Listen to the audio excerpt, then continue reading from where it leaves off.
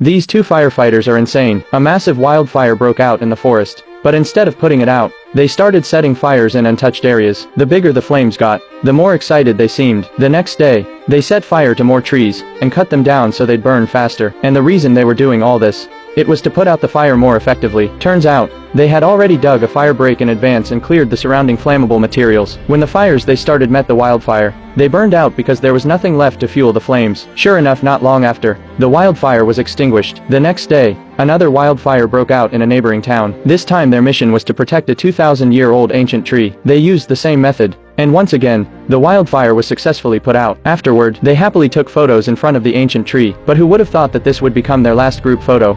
Another forest fire caused by lightning broke out. As usual, they began digging fire breaks and setting up fear lines. But this time the captain realized how serious the situation was. He immediately ordered everyone to speed up, and sent Jack to the mountaintop to monitor wind directions. Jack had recently been bitten by a snake and hadn't fully recovered. What the captain didn't expect was that the fear line they had spent hours building would be mistaken for wildfire and extinguished by planes dropping water. The captain was furious. They had to dig a new fear line immediately because the wet fear line couldn't be ignited again. To make matters worse, Jack suddenly noticed that the wind had shifted in their direction, and the fire was spreading toward them at an alarming rate. The captain ordered Jack to retreat immediately, but the team didn't have time to escape. The fire had already surrounded them. With no other choice, the captain ordered them to deploy fire shelters on the spot, but the flames were too intense, and soon they were completely engulfed by fire. The captain kept calling for planes to drop water on their location, but the fire was so massive that the planes couldn't pinpoint where they were. They flew overhead and left, taking with them the team's last hope of survival. Jack, who had escaped, heard the captain's desperate cries through the radio. He was anxious but powerless to help. He knew his teammates must be in unimaginable danger.